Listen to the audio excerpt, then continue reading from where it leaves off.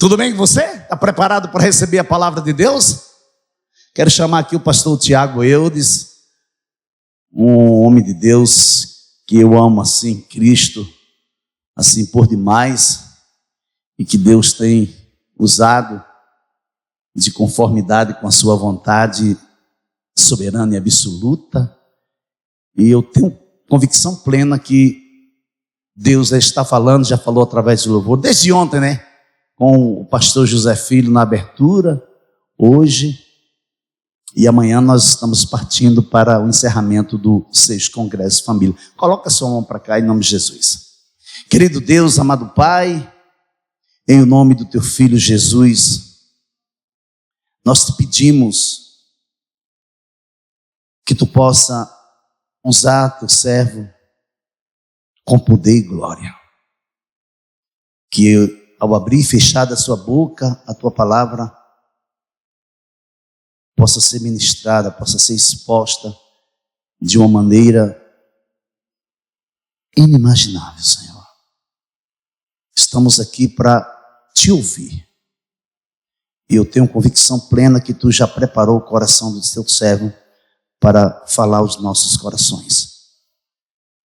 A tua igreja se aquieta agora diante de ti para ouvir e ser ministrado, Senhor, através da mensagem da tua palavra, em o nome de Jesus. Quem crê, diga amém. Amém. Vocês estão meditando nesse texto de Isaías já o ano todo, né? E vão continuar meditando. Esse texto é um texto muito abençoador, muito forte, que traz muita direção ao nosso coração. E é um texto que vem trabalhando a nossa percepção de compreender que Deus é um Deus tão poderoso que Ele despedaça o jugo. Mas também traz-nos a percepção de compreendermos que na caminhada da vida nós vamos viver algumas realidades que o Senhor trata como jugo. O jugo era um material de madeira que era colocada sobre o animal, e nessa realidade simbolizava um estilo de escravidão, de domínio, de opressão, de peso sobre aquele animal. Então ele não tinha a escolha de ir para um lado ou para o outro, ele ia por onde ele era guiado pelo seu dono. E às vezes vivemos prisões, às vezes vivemos realidades devastadoras e vivemos um tempo onde as famílias se encontram cansadas, sobrecarregadas, vivendo as pressões do dia a dia.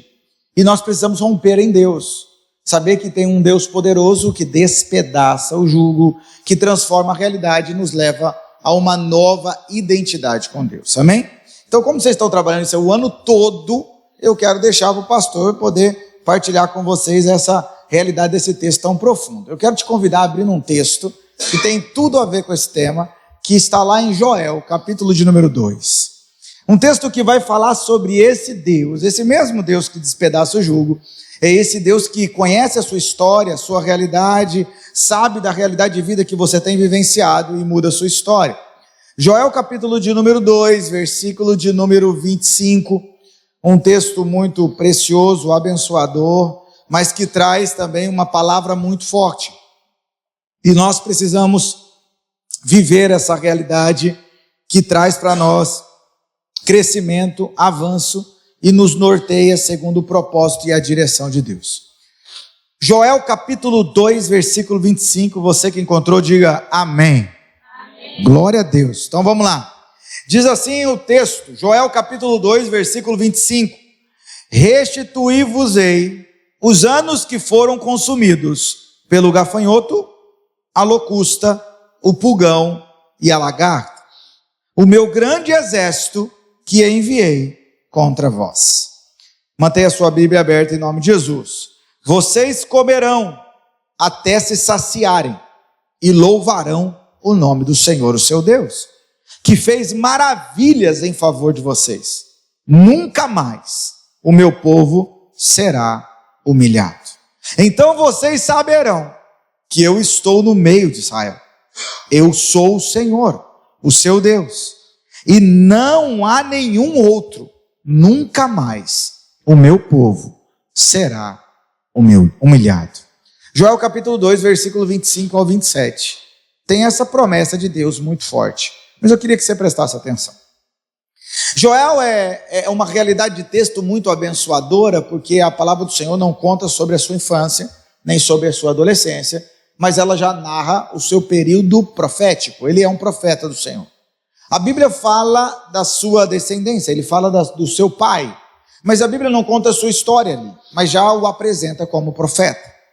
A realidade do texto dele é muito abençoadora, ele é conhecido como um dos profetas menores, e não é porque o livro dele é menor ou inferior aos outros, não. É porque só temos 3 capítulos do livro de Joel. Diferente do livro de Isaías, que nós temos vários capítulos, Jeremias e outros livros dos profetas maiores. Essa realidade é entender que esse profeta tem uma palavra tão poderosa.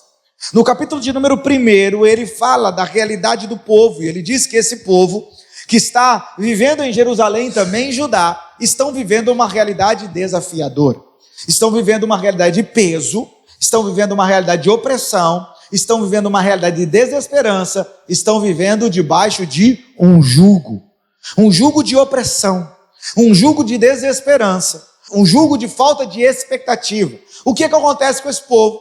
Esse povo tem uma terra amplamente produtiva. E eles estão, tanto no Reino do Sul, quanto no Reino do Norte, eles estão plantando. Mas a palavra do Senhor está dizendo que toda vez que eles plantam, vem sobre a sua lavoura quem? Os gafanhotos. E a Bíblia diz que o que sobra dessa lavoura, sai os gafanhotos e vem outro tipo de gafanhoto e come o restante. Mas quando sai, vem outro tipo e come o restante. E quando sai, vem outro tipo e come o resto da lavoura. Essa realidade não é só a constatação de que eles estão passando uma dificuldade financeira, não é isso. Eles estão vivendo a realidade de uma dificuldade em todas as áreas. A expectativa, esse povo vivia a expectativa do que era vendido, do que eles compravam, do que eles podiam se relacionar por meio daquilo que eles plantavam. E quando a praga vem e acaba com a sua colheita, não acaba só com a sua renda, não só com os seus recursos, mas acaba com a sua esperança, acaba com o seu alimento do hoje. Ele arrebenta com uma nação, ela tira sua força. Essa nação está vivendo uma realidade desesperadora.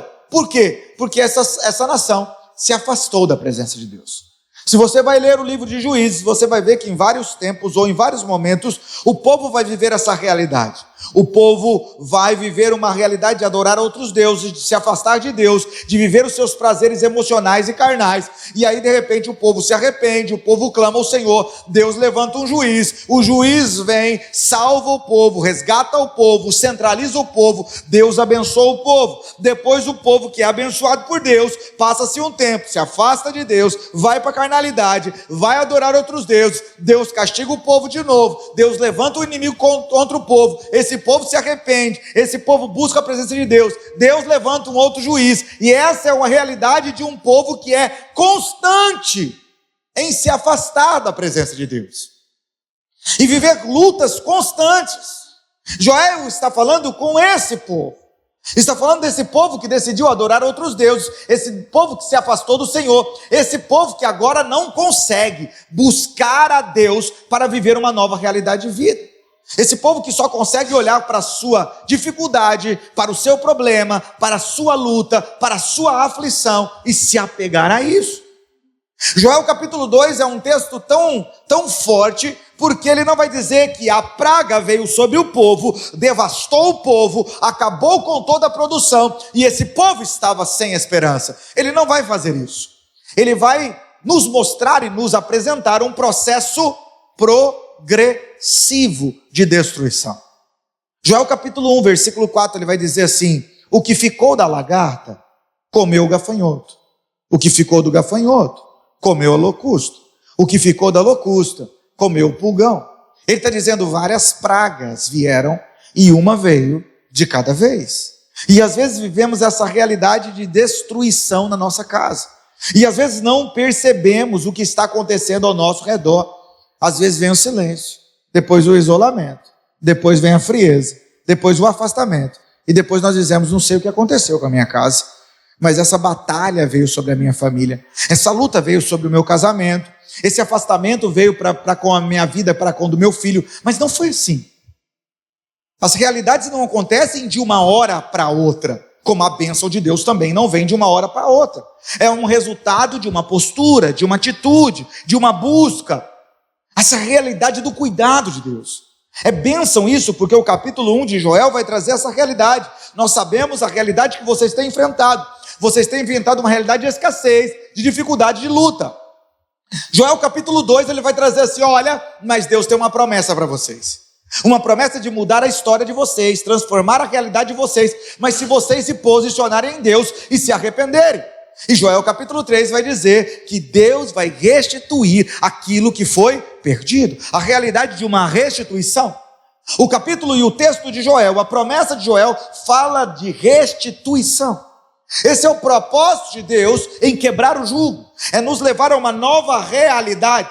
Aquele que está vivendo a realidade de um jugo, está vivendo a realidade de uma opressão, está vivendo uma realidade de tristeza, está vivendo muitas das vezes uma realidade de uma condução fora do propósito de Deus. E quando o Senhor despedaça o jugo, Ele te leva a uma vida de libertação, de transformação, de novidade de vida, um novo tempo, uma nova história e uma nova realidade. Essa oportunidade de viver aquilo que você não pôde viver, de viver e ter atitudes que muitas das vezes lá atrás você não teve, é a realidade de saber que eu estou livre do jugo, do pecado, do jugo que me condenava e agora eu posso viver para o louvor e a glória de Deus. Isso é restituição. E quantos anos às vezes nós não passamos em uma realidade de jugo e decidimos viver essa realidade de tristeza, de opressão, de destruição. Decidimos continuar com aquilo, mas até o momento que nós acordamos e entendemos a soberania e o governo de Deus sobre nós.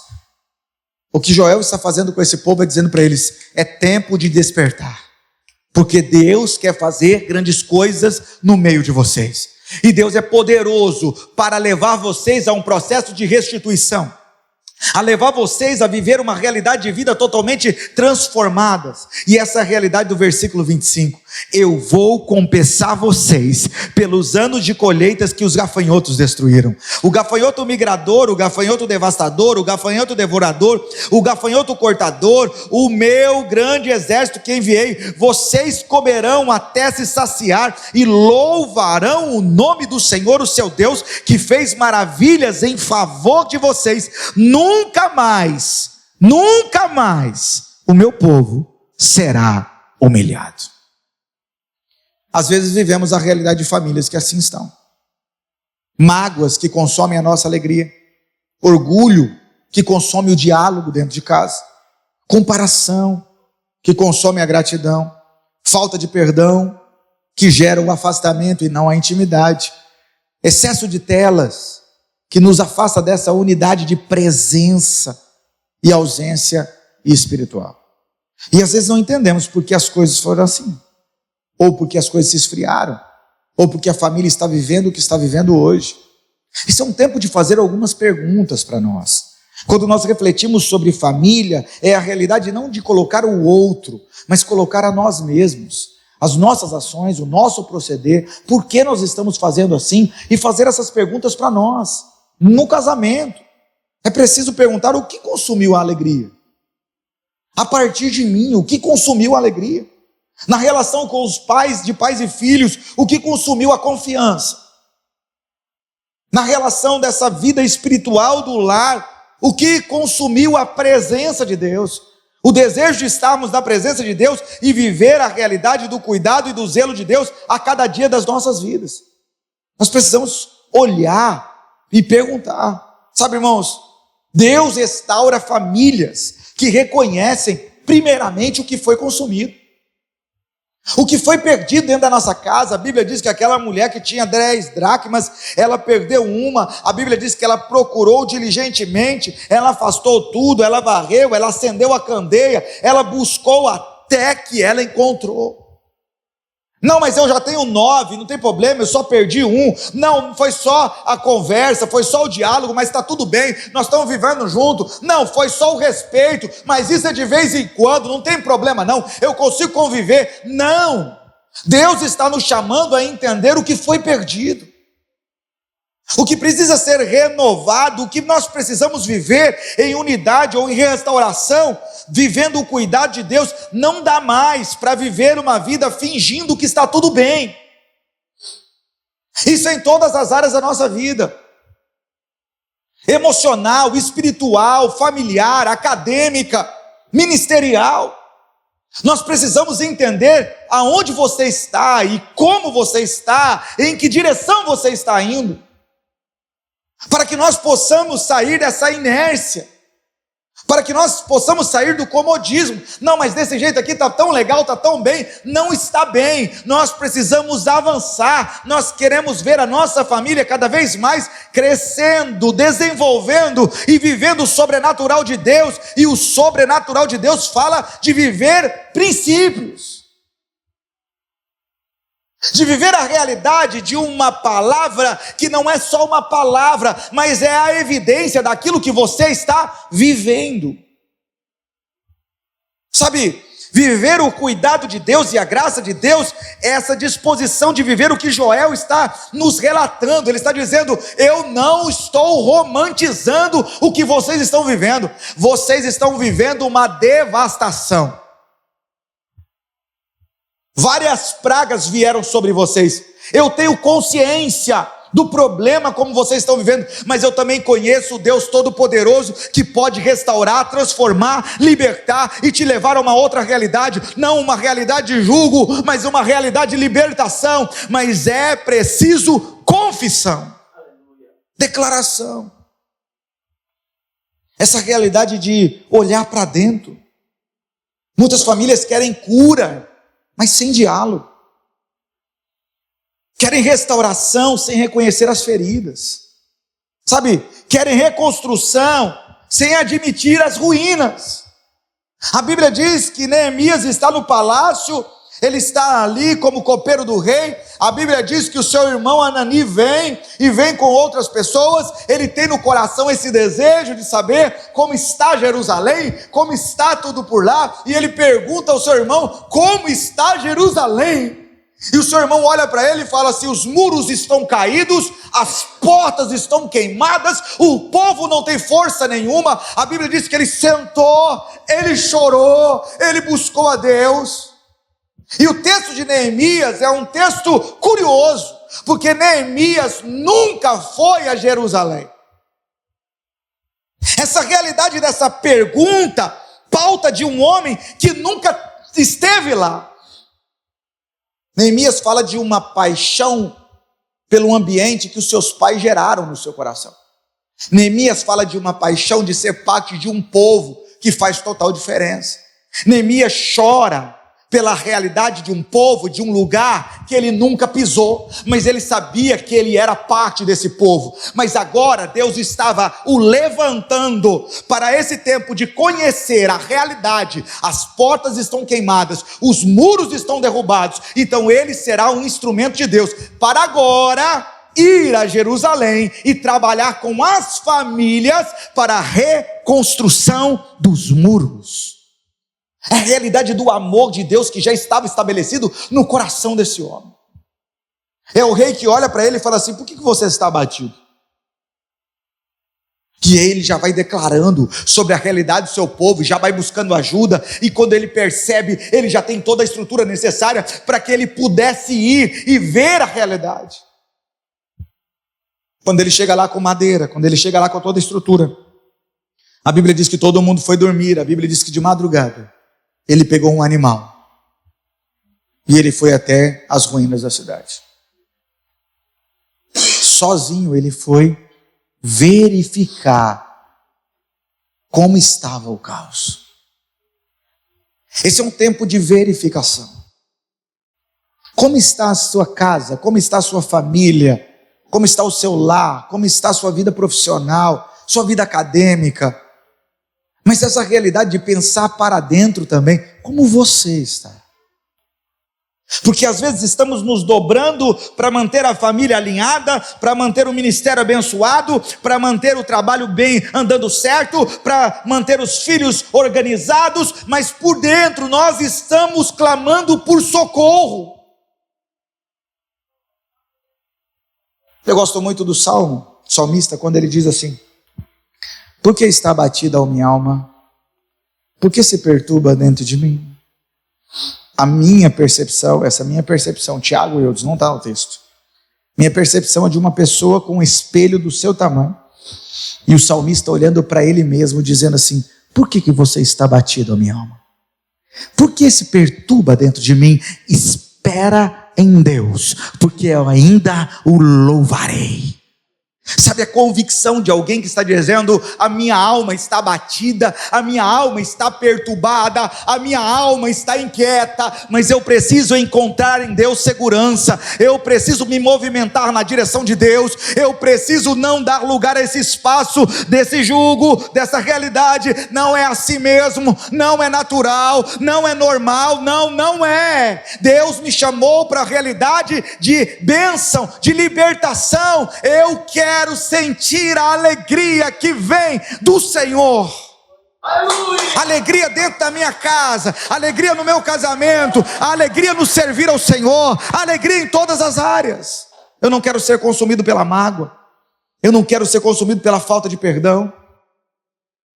O salmista Davi, no Salmo de número 139, versículo 23 e 24, ele diz: sonda-me, ó Deus, e conhece o meu coração. Prova-me e conhece os meus pensamentos. Vê se há em mim algum caminho mau e guia-me pelo caminho eterno. Transliterando esse texto, Davi está dizendo: Senhor, me ajuda. Me ajuda a ver aquilo que eu não consigo ver. Me ajuda a ver dentro de mim o meu orgulho, que eu acho que eu sou tranquilo, mas sou orgulhoso. Me ajuda a ver dentro de mim a minha soberba.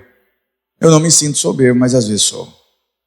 Me ajuda a ver dentro de mim tudo que eu preciso viver, uma transformação e uma mudança. Me ajuda a ter essa visão que provém do Senhor, que me conhece antes de eu existir e me conhece quando eu estava sendo ali tecido no ventre da minha mãe, me conhece no meu nascimento, me conhece hoje, mas conhece o meu passado, o meu presente, o meu futuro, me conhece por completo, me ajuda a ver o que eu não consigo ver.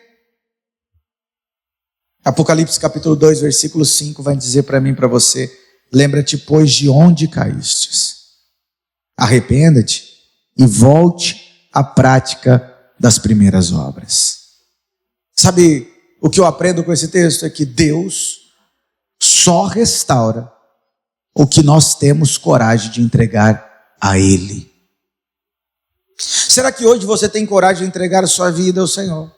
Seu casamento ao Senhor? Seu futuro ao Senhor? Seus sonhos ao Senhor? Sabe essa realidade do entregue o teu caminho ao Senhor, confia nele e o mais Ele fará. A pergunta que nós precisamos responder hoje, ou refletir hoje, é a pergunta sobre o que foi consumido dentro da minha casa, que eu ainda estou fingindo que está tudo bem. Segunda coisa que eu aprendo com esse texto de Oséias é que Deus restaura quando o coração se volta para Ele. Esse povo precisava entender que só existia um caminho de adoração e de louvor a Deus. Por isso o texto de Joel capítulo 2, o versículo 12 e 13 diz: convertei-vos a mim de todo o vosso coração. Essa realidade de busca, de converter, de buscar a presença. Agora, porém, declara o Senhor, voltem-se para mim de todo o coração, com jejum, lamento e pranto. Olha o texto, versículo 13: rasguem o coração, não as vestes. Volte-se para o Senhor, o seu Deus, pois Ele é misericordioso, compassivo, tardio em irar-se, cheio de amor, leal. Arrependam-se e não enviem a desgraça. Deus está dizendo: eu te chamei para um caminho de quebrantamento, de arrependimento e de uma realidade de libertação. Viver a realidade de ser quebrado esse jugo, esse peso e essa carga, viver essa realidade de libertação e novidade de vida, viver essa realidade de restauração, começa por um quebrantamento diante de Deus. Senhor, eu não sei porque às vezes eu sou assim, eu sou tão irado, eu gosto de uma confusão, às vezes eu caminho em desobediência ao Senhor. Eu preciso de Ti, eu necessito de Ti, eu necessito da Tua presença, eu preciso de um encontro genuíno contigo. Sabe, essa realidade de entrega, de busca, de viver o sobrenatural de Deus, uma família que se ajoelha diante de Deus e encontra força para se levantar diante do quê? Das crises, das dificuldades, das lutas, das aflições. A realidade de uma família que se dobra diante do Senhor. Porque a realidade de humilhação nos leva a uma realidade de rendição. É reconhecer que não é pela força do meu braço, eu vou fazer o meu melhor, eu vou me empenhar com toda a minha força, mas é Deus que faz. O salmista no Salmo de número 127 vai dizer: se o Senhor não for o construtor da casa, em vão trabalham aqueles que edificam. Se não for o Senhor que vigia a cidade, em vão vigília a sentinela. Inútil vos será levantar cedo, dormir tarde, viver a realidade de um peso tão grande durante o dia. O Senhor te dá quando você está dormindo. O cuidar de Deus. O salmista vai dizer assim, eu me deito e logo eu pego no sono, porque o Senhor cuida de mim. Vivemos uma sociedade que se deita, pega no sono e acorda como se não tivesse dormido. Vivemos uma sociedade que diz: eu preciso deitar para descansar, mas a aceleração do cérebro está tão ativa, a ansiedade com as coisas do amanhã, ela está tão forte, a expectativa daquilo que nem existe ainda, tanto das coisas positivas ou negativas, está tão presente no seu coração, que quando ela deita, é um corpo deitado, mas uma mente ativa. E por isso que você acorda pela manhã e parece que você nem dormiu. Às vezes parece que só fechou o olho. E você acorda tão cansado como foi dormir. Mas agora você acordou num outro nível, porque quando você estava cansado para dormir, tinha a possibilidade do descanso. Mas agora quando você acorda cansado, você tem um dia inteiro para enfrentar, mas exausto, cansado, sobrecarregado. Essa realidade de confiarmos no Senhor. Por isso, o que Joel está fazendo com o povo? Está dizendo: vocês precisam se voltar para Deus. Dentro da realidade de família, o que ele está dizendo é: o esposo precisa voltar o coração para Deus, a esposa precisa voltar o coração para Deus, os filhos precisam voltar o seu coração para Deus, os pais precisam voltar o coração para Deus.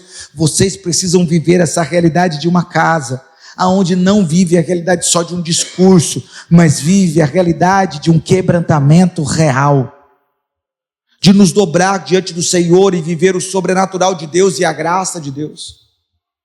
Esses dias lá na igreja nós temos vivido um tempo muito especial. No início do ano Deus me tocou e falou comigo, no final do ano, que nós teremos um tempo maior de oração esse ano. Todos os sábados da igreja, todos os sábados, no ano inteiro, nós temos intercessão na igreja. Das 3 horas da tarde às 5 horas da tarde, o Ministério de Intercessão está lá orando. Antes dos cultos da igreja, o Ministério de Intercessão está lá intercedendo e orando. Por tudo lá, pelas pessoas, pelos cultos e por todas as coisas. Mas nós entendemos que nós precisamos de mais. Nós queríamos clamar mais, nós queríamos buscar mais. Então nós colocamos oração todas as segundas, quartas e sextas, às 5h30 da manhã. Então segunda-feira eu estou lá, 5h30 da manhã, com a equipe que for. Na quarta-feira o pastor Ítalo está lá, 5h30 da manhã, com toda a equipe que for. E na sexta-feira o missionário Adaildo está lá, com toda a equipe que estiver lá. E aí nós estávamos buscando essa direção de Deus e vendo o cuidado de Deus. E de repente eu lancei um desafio para os homens da igreja. Além de segunda, quarta e sexta, eu quero um dia só para homens na igreja. só os homens orar. Tomar essa posse de buscar a presença de Deus, tomar esse papel de sacerdócio dentro da nossa casa, de intercedermos pelo nosso lar e a nossa família. E aí eu coloquei todo sábado de manhã. No primeiro sábado nós fomos, algumas irmãs foram também. No segundo sábado algumas irmãs foram também. No terceiro sábado não veio nenhuma irmã, mas nós tínhamos 12 homens presentes. Nós começamos a orar, eu trouxe uma palavra e eu fiz uma pergunta. E no meu projeto para aquela manhã era fazermos 3 a 4 perguntas. Eu fiz só a primeira. E da primeira nós levamos 1 hora.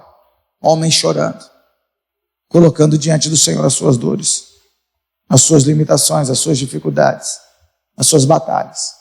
Nós tivemos um momento abençoador, orando uns pelos outros. Como foi maravilhoso aquele tempo. Isso foi no sábado. No domingo à noite, quando eu fui pregar, nós temos 2 cultos, nós temos um pela manhã e uma à noite. Quando eu fui pregar nos 2 cultos, eu disse: as mulheres estão proibidas de vir no sábado de manhã. Eu só quero os homens aqui. No segunda semana nós tivemos a mesma situação. Mais de 11 homens lá e um tempo de quebrantamento, de busca. No outro sábado de novo, esse sábado passado eu estava em Balsas pregando no Congresso de Família lá, e os homens estavam lá clamando ao Senhor. E hoje de manhã nós estivemos lá, né, Marcelo? Buscando ao Senhor com aqueles homens. Como foi bom esse tempo.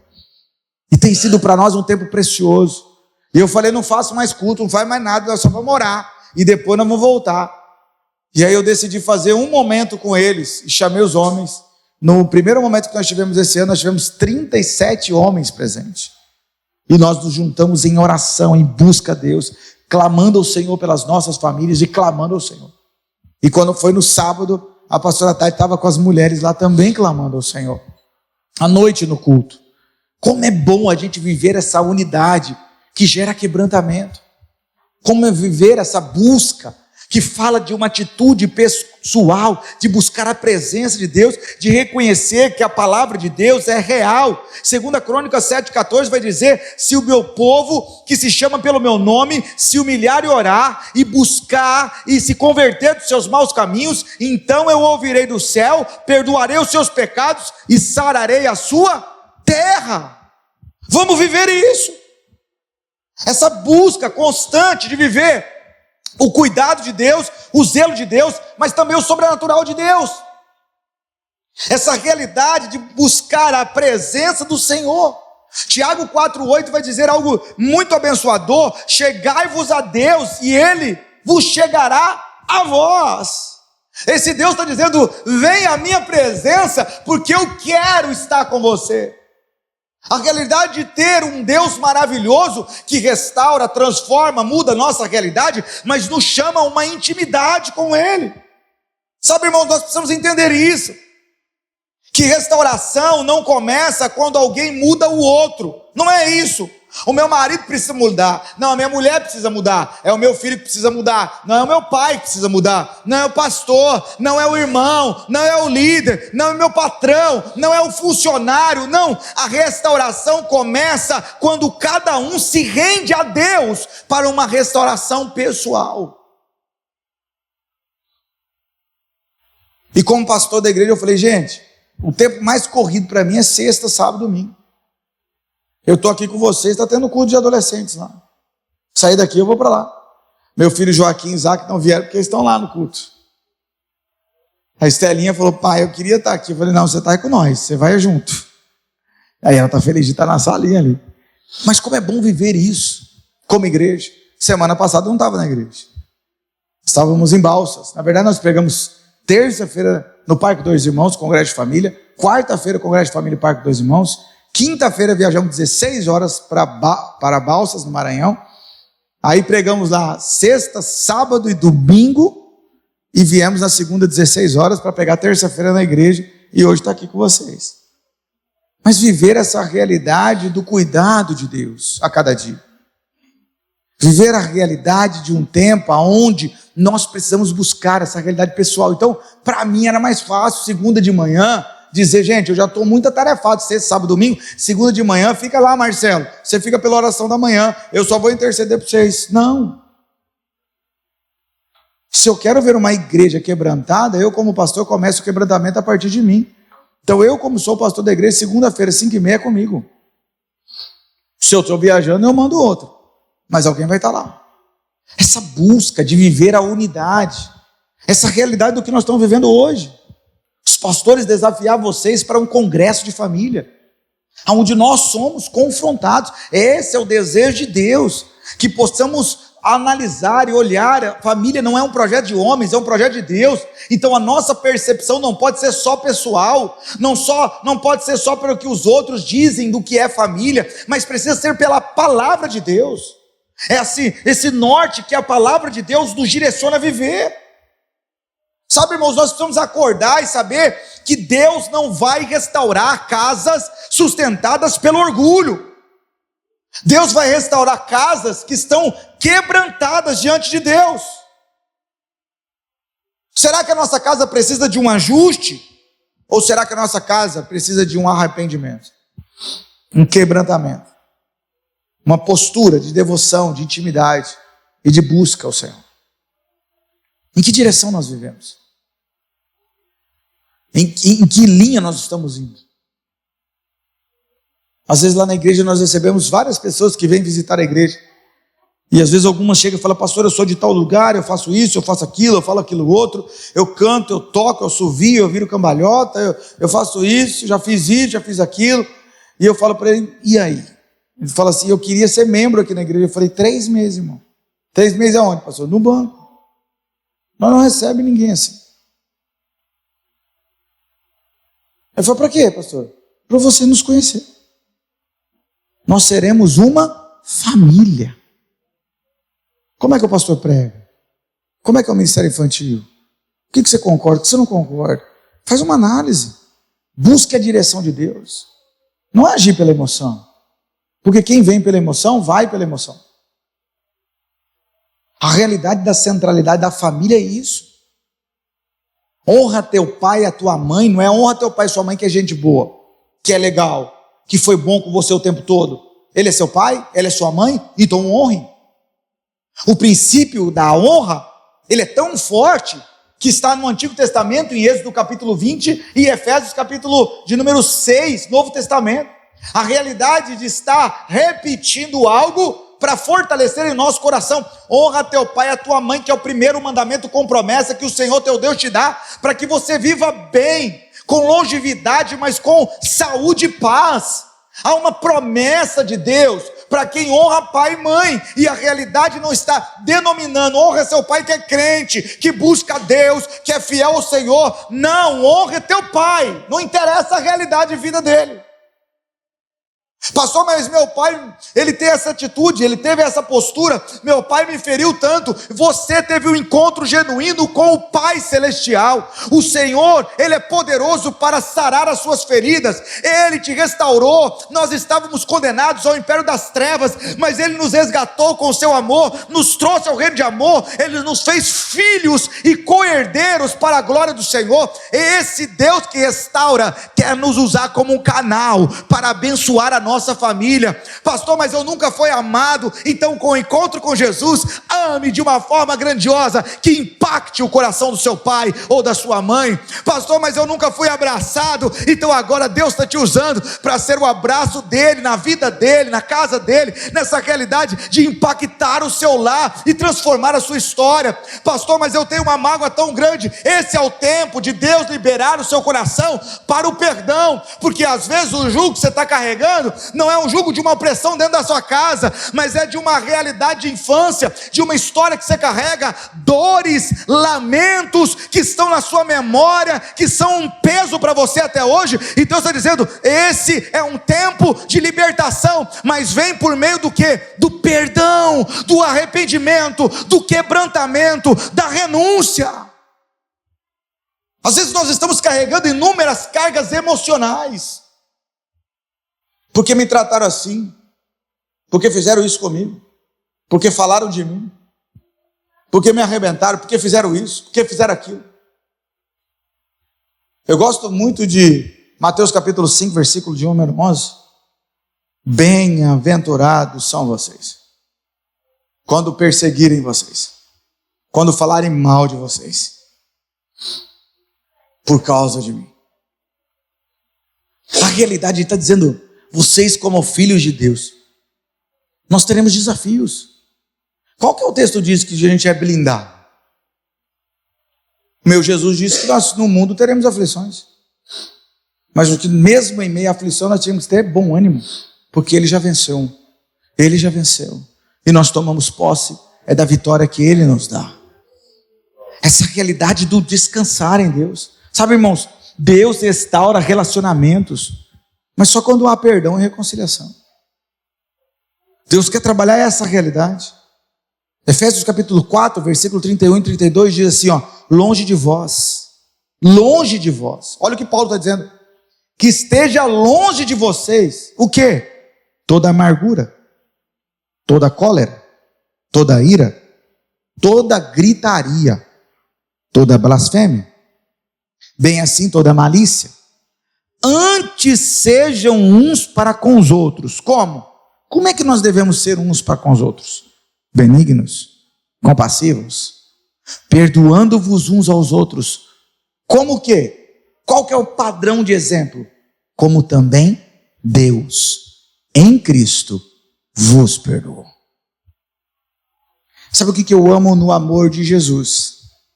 É que Ele não ama como nós amamos. O nosso amor é um amor de surpresas. Você que é casado, um dia foi apaixonado pelo processo primário. Hoje você ama. Paixão daquele palpitação.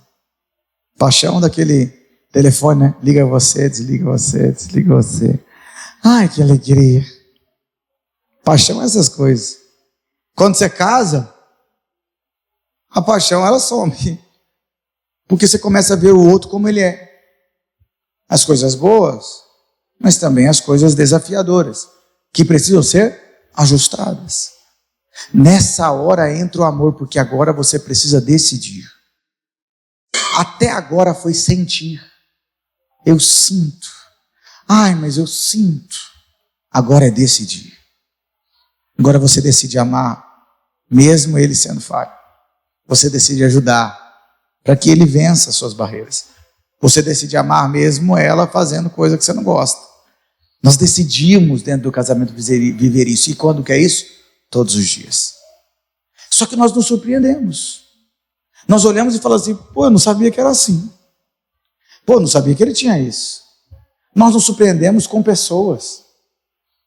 Quantas amizades estão perto, estão junto, você ama, você tem declarações de amor, e de repente você descobre atitudes no outro que você diz, meu Deus, como eu me decepcionei. Eu não pensava que essa pessoa era assim. Com Deus não tem isso. A Bíblia diz que Ele decidiu nos amar quando nós éramos ainda pecadores. Ele conhece as nossas fragilidades, Ele sabe os nossos erros, Ele sabe das nossas falhas, Ele conhece as nossas imperfeições, mas mesmo assim Ele decidiu nos amar. Esse é o padrão que Ele nos chama a viver. Às vezes você conhece a imperfeição dessa pessoa, mas Deus te chamou para amá-la. Porque a realidade de amá-la também vai transformar você. Vai levar você a uma maturidade, de crescimento, de avanço. Por isso que a reconciliação nos leva a esse ambiente de verdade, de humildade e de responsabilidade. Essa realidade de trazer para perto, de pedir perdão. Sabe, tem gente que prefere não pedir perdão, mas vencer a discussão. Tem gente que, amados, que não entende que quando você se dispõe a ouvir o outro, esse outro está colocando para fora as suas dores, as suas dificuldades. Se você ficar na sua casa uma semana com o lixo que você mesmo produz dentro de casa, como é que fica dentro de casa? Sem tirar ele para fora. Se você ficar um mês com o lixo que a sua família mesmo produz dentro de casa, não trouxe nada de fora, mas com o lixo dentro de casa, sem tirar para fora, como é que fica a sua casa? Se você ficar um ano com o lixo que você produz como família, sem tirar para fora, dentro da sua casa, como é que fica a sua casa? E por que você deixa tanto lixo dentro de você? Mágoas, tristezas, aflições, que estão aí asseguradas pelo orgulho, pela soberba, pelo medo, pela angústia. Nós estamos carregando peso que não era para carregar. Nós estamos carregando jugo e fardos que não éramos para carregar. Às vezes estamos vivendo realidades que Deus nos chamou para sermos libertos e não entendemos isso. Nós precisamos viver a realidade de uma transformação. A Bíblia diz em Mateus capítulo 5, versículo 23 e 24: se pois os trazeres ao altar a tua oferta, e ali te lembrares do que teu irmão tem algo contra ti, deixa perante o altar a tua oferta, vai primeiro e reconcilia-te com teu irmão, e então volta e faze a tua oferta. Se você souber que alguém tem algo contra você, nem é você contra ele, deixa a oferta ali, não entrega, vai até teu irmão, conserta com ele, para viver essa transformação. Será que nós temos esse entendimento da glória de Deus e da graça de Deus? De um Deus que é rico em misericórdia. A Bíblia diz que as misericórdias do Senhor são a causa de nós não sermos consumidos. Só aí estava maravilhoso, mas não para aí. A Bíblia diz que ela se renova a cada manhã, todos os dias. Nós somos dependentes da misericórdia de Deus. Mas será que nós somos misericordiosos como Deus é conosco? Será que nós somos assim? Essa realidade de buscar a presença de Deus, sabe? Entenda, irmãos, que reconciliação ela não apaga a história, mas impede que essa ferida escreva um futuro. Quantas pessoas estão escrevendo uma história pela ferida que carregam? Mas aí entra Joel capítulo de número 2, versículo 25 e 26, onde o Senhor Deus está dizendo e declarando: vou recompensar vocês pelos anos de colheita que os gafanhotos destruíram. Essa é a realidade de um Deus que não só interrompe a destruição, mas é um Deus que está dizendo: eu vou dar a vocês uma nova colheita. Mas é necessário essa postura de entendimento: para onde eu estou indo? É esse Deus que faz o povo voltar-se a louvar a Deus, adorar a Deus, mas de todo o coração, sem o peso, sem a aflição, sem o jugo, mas adorar a Deus livremente, adorar a Deus com liberdade, porque tem experimentado um Deus que restaura o diálogo, um Deus que tem restaurado a confiança, um Deus que tem restaurado a intimidade, um Deus que tem restaurado o distanciamento dos filhos, um Deus que restaura a alegria dentro do seu lar, um Deus que tem restaurado a presença dele dentro da sua casa. Isaías 43, versículo 18 e 19 diz: não vos lembrei das coisas passadas, nem considerai as antigas, eis que faço coisas novas, que está saindo à luz, porventura não recebeis? Deus está dizendo: eu vou fazer coisas novas. Esse é um tempo de sair uma luz nova, um tempo novo, uma realidade nova. Deus não está apenas restaurando o que foi perdido, mas Deus está preparando um ambiente novo para que nós possamos viver. Quando você perdoa, ou quando você é perdoado, quando você vive essa unidade, está perto, como é bom, né? Você diz: puxa vida, como é bom. O ambiente da reconciliação. Lembra quando você estava brigado com alguém, de repente você reconcilia, você fala: mas como é leve. Quando você está vivendo a realidade de uma tristeza, de uma angústia, até estar no mesmo lugar que aquela pessoa está, é ruim, é angustiante. Mas quando você está num ambiente tranquilo, onde você tem paz, que bênção, que alegria, como é libertador. Essa é a realidade do que Deus quer fazer conosco, com a nossa casa, com a nossa família. Essa realidade de dizer: eu vou restituir os anos que foram consumidos. Esse tempo que você viveu oprimido é um tempo de viver um novo tempo, a restauração que Deus quer fazer em nós. Será que não é esse o tempo de nos lançarmos diante do Senhor e reconhecer: Pai, eu tenho carregado alguns pesos e eu quero hoje viver essa libertação. Eu tenho no meu interior vivido a realidade às vezes de uma murmuração, e eu preciso ser grato a Deus. Grato a Deus pela vida, grato a Deus pela minha casa, grato a Deus pela minha família, grato a Deus pela igreja de Cristo, grato ao Senhor por inúmeros livramentos que Ele tem me dado. Senhor, eu quero viver a realidade de uma nova história. Eu não quero só que o outro viva uma transformação, eu quero ser um instrumento de transformação dentro dessa casa. Eu quero ser um instrumento de paz, eu quero ser um instrumento de amor, eu quero ser um instrumento de misericórdia, eu quero ser um instrumento usado nas tuas mãos, para que a minha família viva uma libertação completa, uma restauração completa, um mover completo do Espírito Santo de Deus. Será que nós queremos viver isso?